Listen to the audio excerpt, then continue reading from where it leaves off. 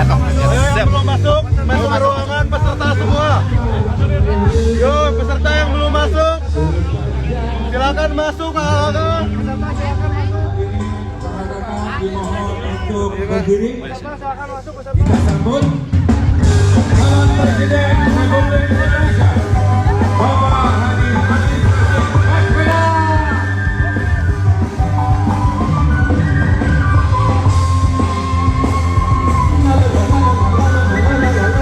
Wali Kota Bandung, Kota Cimahi, Kabupaten Bekasi.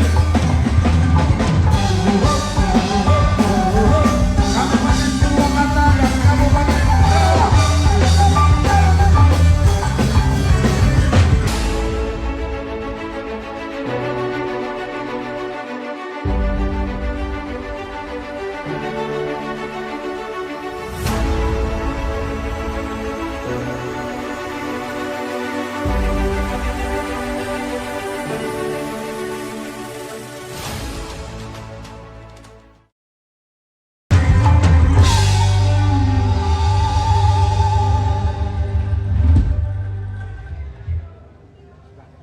Izinkan kakak. Panis. Boleh kakak-kakak para media untuk segera bergeser karena Panis, acara halo Panis. segera dimulai. Panis. Ayo, permisi. Panis, halo Panis. Dari situ nanti. Kalau udah kosong. Kita akan menyanyikan lagu kebangsaan Indonesia Raya. Indonesia Raya dulu yuk. Itu kanan kiri media. Ayo media kanan kiri, jangan menghalangi tamu. Ayo. Ini tapi orang Iya, entar. Ayo media jangan menghalangi audiens. Media jangan menghalangi audiens. Ayo media jangan menghalangi audiens. Geser dulu. Oke, media jangan menghalangi audiens. Bisa geser dulu.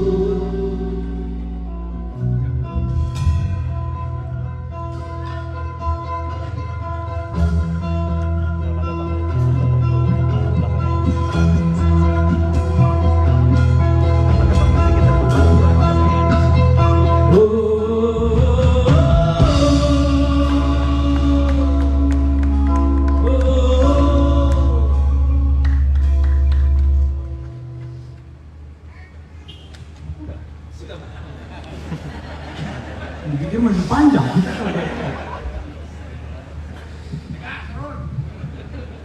Assalamualaikum warahmatullahi wabarakatuh. Selamat malam, salam sejahtera untuk semua. Nasdem. Nasdem. Nasdem. Insya Allah kemenangan diantarkan kepada kita semua. Yang saya hormati Wakil Ketua Umum Partai Nasdem Bapak Ahmad Ali dan seluruh fungsionaris DPW Partai Nasdem yang hadir bersama, Ketua DPW Partai Nasdem Kang Saan Mustafa dan seluruh keluarga besar DPW Partai Nasdem Jawa Barat. Boleh tepuk tangan buat mereka yang terlibat di sini. Dan semua para caleg keluarga besar Partai Nasdem Jawa Barat yang berkumpul pada malam hari ini. Alhamdulillah, saya bersyukur sekali pada malam hari ini bisa jumpa langsung, melihat dari dekat sebuah persiapan untuk ikhtiar memenangkan yang dijalankan dengan sangat sistematis ini. Kita boleh tepuk tangan untuk semua. Saya sampaikan sistematis dan ada proses yang serius. Dan ini sebagian belum pulang 18 hari. Ada yang belum pulang 18 hari. Kita doakan besok bisa pulang. Saya turun sedikit boleh ya? Ini posisinya agak ketinggian ya Pak. Agak ini.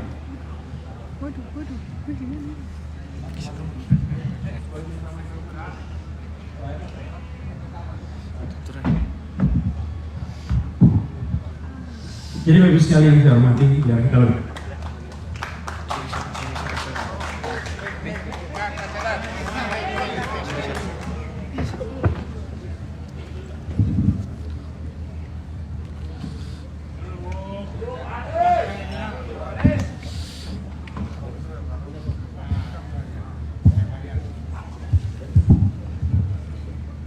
Ya, teman-teman sekalian, kita berkumpul di sini dalam sebuah persiapan kerja besar. Tadi disampaikan oleh Waketum dan pakai kapal aja deh, pinjam kapal ini.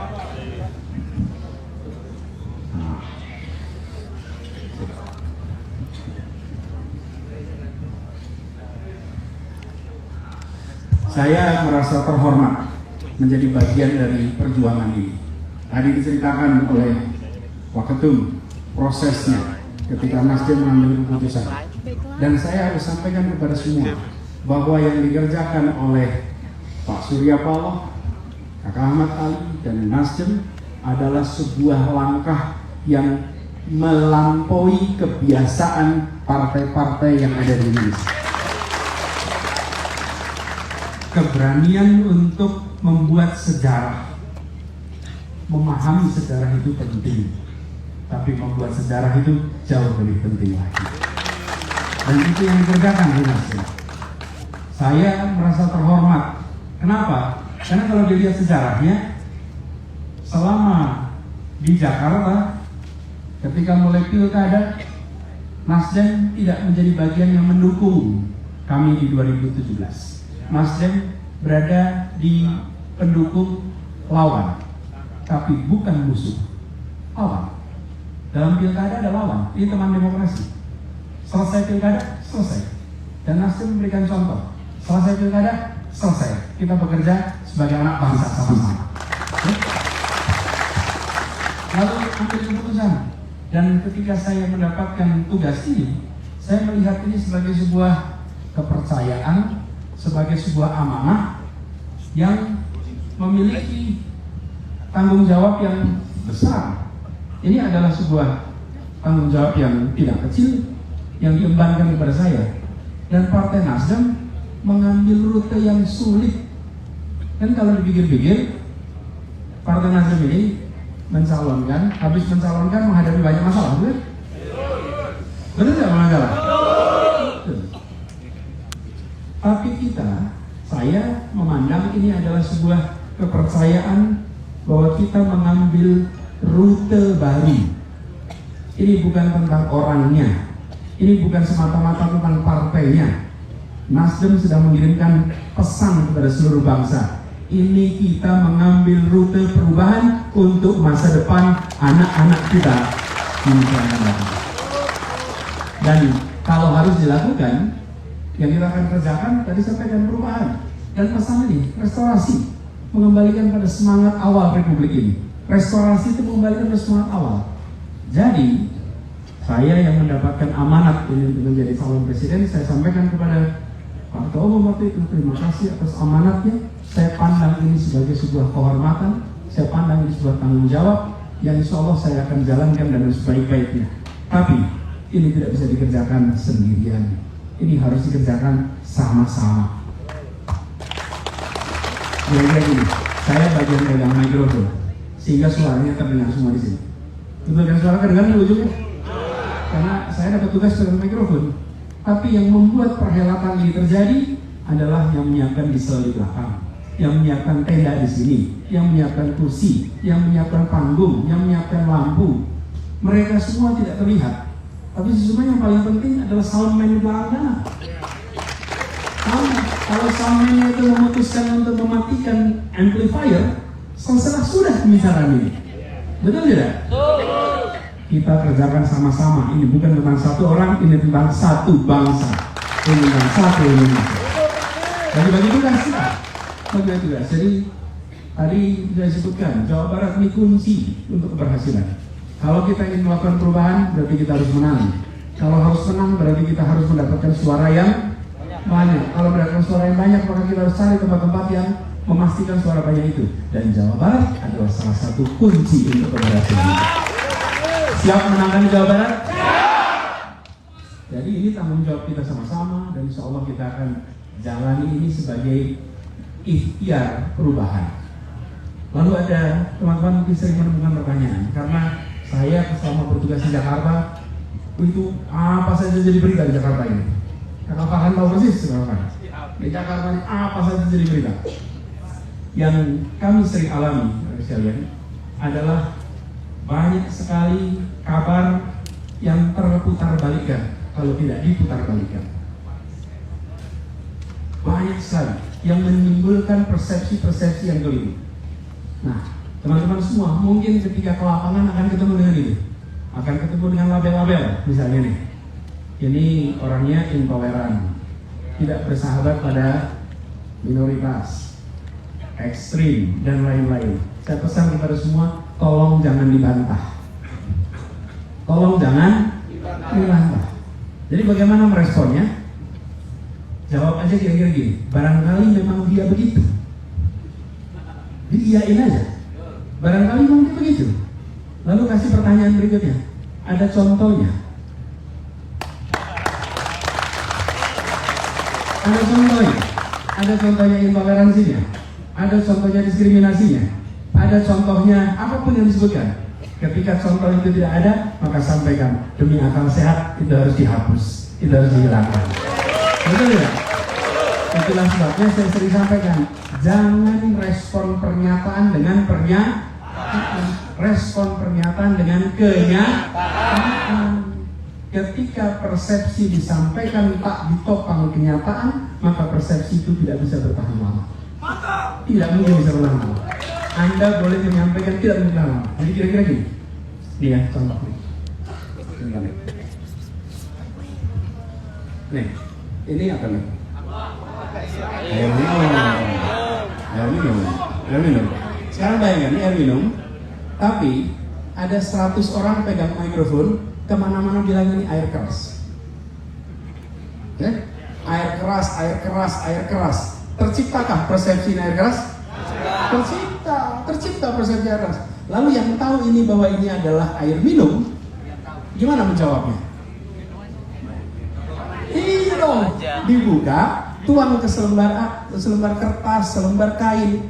Bila tidak robek, tidak ada efeknya, ini adalah air minum yang berupa apa yang bisa kita minum oleh siapa saja. Air kerasnya menjadi kebohongan. Nah, caranya apa? Caranya dituang.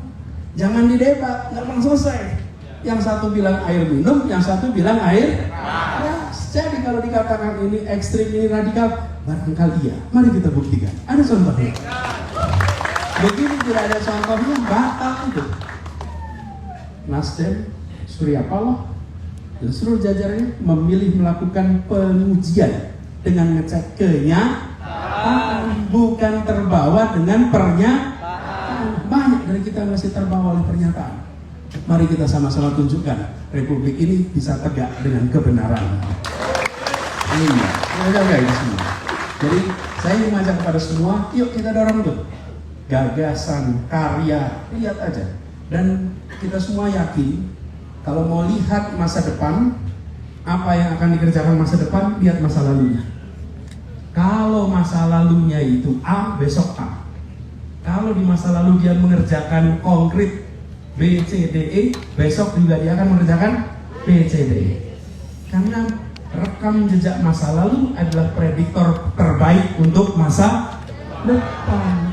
Tidak bisa kalau kemarin hobinya zigzag, besok lempeng, nggak mungkin. besok juga akan siksa, mungkin.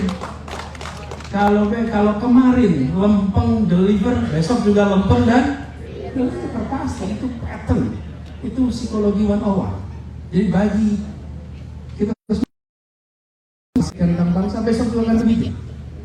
Tadi diceritakan soal SDM. Saya sama Kang Saan ini bareng di Bandung mulai tahun 92.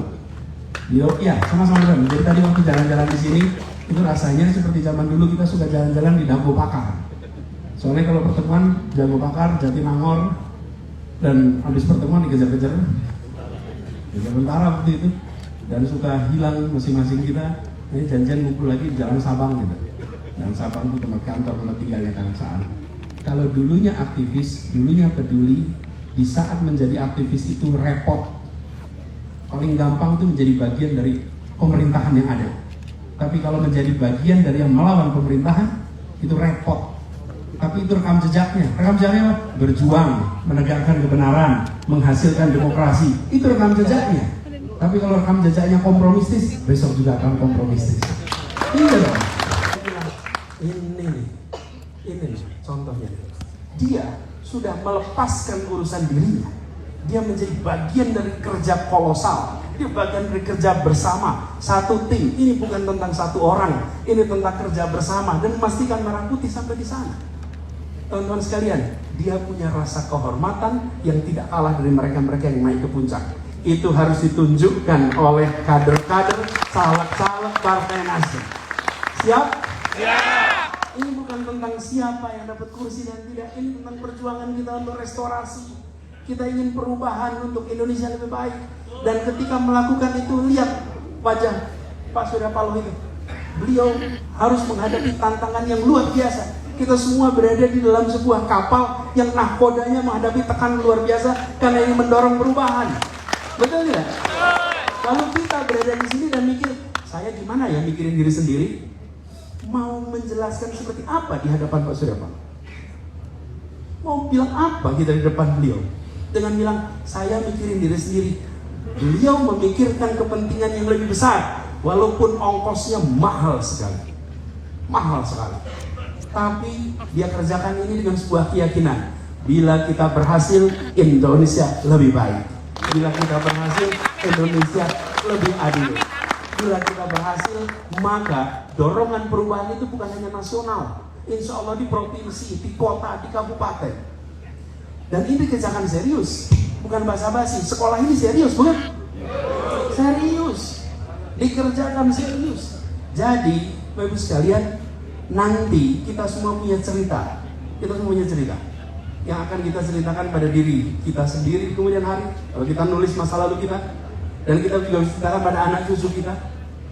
Bapak Ibu sekalian yang berada di sini memilih turun tangan. Ini 40% yang baru ini repot-repot jadi caleg. Mungkin banyak orang yang tanya, ngapain sih jadi caleg? Betul nggak? Ngapain jadi caleg? Saya pernah ngobrol itu sama mahasiswa. Mahasiswa itu pernah saya ajak ngobrol di kampus. Kalau udah selesai, nanti mau apa? Saya mau bisnis, Pak. Nggak tertarik ikut politik. Dia tuh melihat rektornya kayak politik. Masa saya ditanya tertarik politik? Enggak, Pak, saya sih bisnis aja, Pak. Kenapa nggak tertarik politik? Politik itu kotor, Pak. Terus saya tanya balik, kalau bisnis bersih ya? Bisnis bersih ya? Waduh, ngeri. Bersih dan kotor itu bukan sektor. Bersih dan kotor cara kita menjalani dimanapun kita berada, dimanapun. Ini bukan sektornya. Wih, lebih banyak sengketa bisnis daripada politik. Betul tidak? Iya. Nah, ketika banyak orang yang mungkin mempertanyakan, ketika teman-teman di sini memilih masuk jalur politik, Anda justru bisa mengatakan, saya pilih ambil tanggung jawab atas perjalanan bangsa ini. Saya bukan hanya menonton, saya pilih ambil tanggung jawab. Berada di wilayah publik, ikut menentukan arah di kabupaten, di kota, di provinsi, di nasional. Kita ikut menentukan arah. Dan ini yang kita bawa sama-sama. Jadi berada di sebuah tempat seperti Nasdem, membawa aspirasi itu yang partainya pakai idealisme. Idealisme itu diwujudkan dengan keberanian mengambil langkah-langkah, dan sudah ditunjukkan nih beberapa bulan terakhir ini, bukan? Langkah-langkah itu. Insya Allah, bila semangat ada tiap caleg berada di sebuah kapal yang arahnya pada perbaikan menuju keadilan, lalu bersama-sama dengan dukungan dari tingkat nasional, insya Allah ikhtiar ini akan berhasil. Insya Allah. Jadi saya yakin bahwa apa yang disiapkan di sini menjadi bekal untuk nanti menjalankan kampanye sampai dengan bulan Februari. Dan keberhasilan ini saya ingin ingatkan pada diri saya dan kita semua, ini bukan tentang pribadi kita, ini adalah tentang masa depan untuk bangsa kita. Ingat-ingat itu. Dan kalau kita harus mengeluarkan, kita akan mengeluarkan macam sumber daya, bermacam-macam sumber daya kita keluarkan. Kalau boleh saya usul, segala yang kita keluarkan, pandang itu sebagai bayar balik untuk Republik. Bayar balik untuk Republik. Kita ini sudah dapat begitu banyak dari Republik ini, begitu banyak.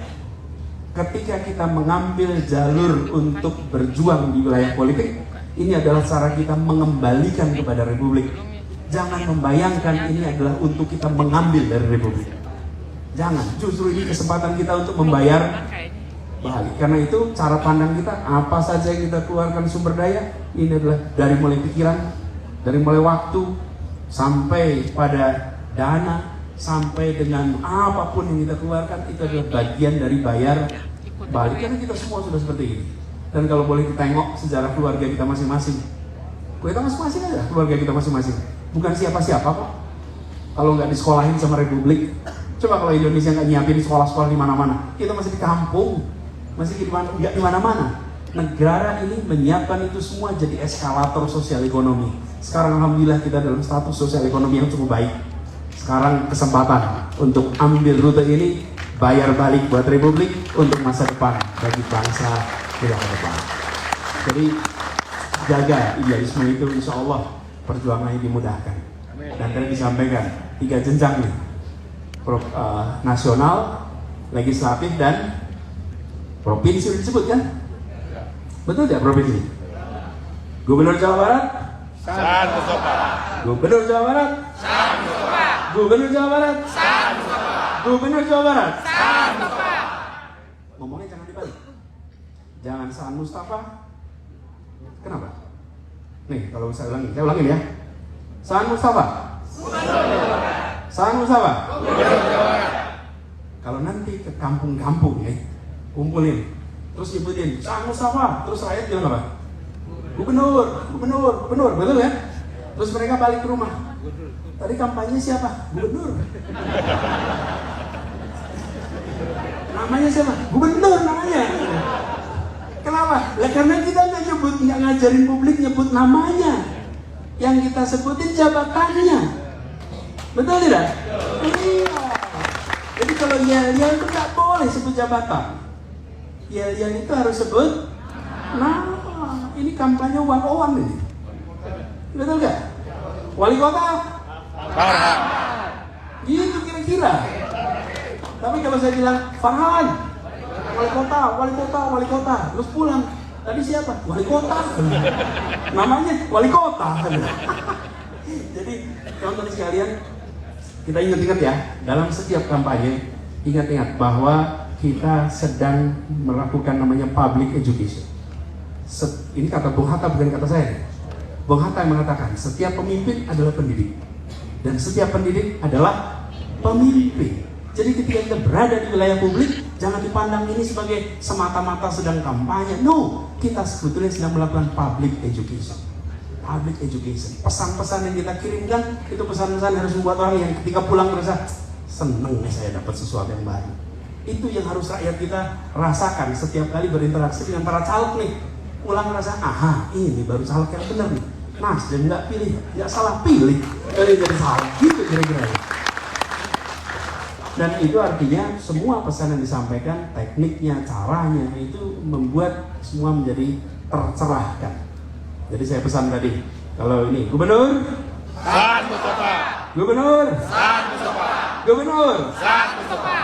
Presiden. Anies Baswedan. Anies Baswedan. Anies Baswedan. Amin. Amin. Buat semuanya amin. Amin. Jadi teman-teman semua selamat berjuang. Selamat berjuang. Dan perjuangan itu saya pernah katakan tuh, pilih jalan yang mendaki. Tidak ada ke puncak jalannya datar. Tidak ada ke puncak jalannya menurun. Jalan datar dan menurun itu nyaman dijalani, tapi dia tidak mengantarkan ke puncak. Tapi ambil jalan yang mendaki, dia akan mengantarkan ke puncak-puncak baru buat keberhasilan. Terima kasih. Assalamualaikum warahmatullahi wabarakatuh.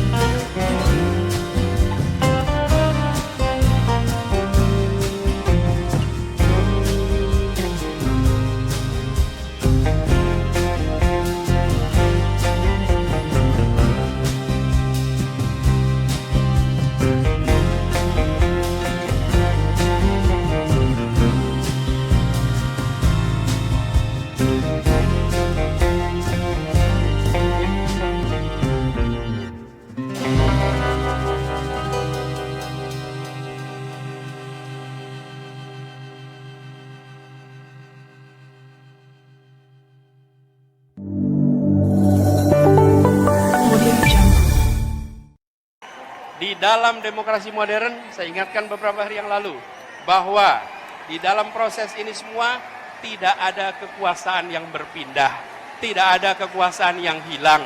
Kekuasaan itu tetap dan terus berada di tangan rakyat Indonesia. Yang berpindah itu adalah kewenangan untuk melaksanakan kekuasaan rakyat. Dan tiap 5 tahun sekali, rakyat yang memegang kekuasaan menitipkan kewenangan itu secara bergantian. Inilah negara modern, inilah negara demokrasi.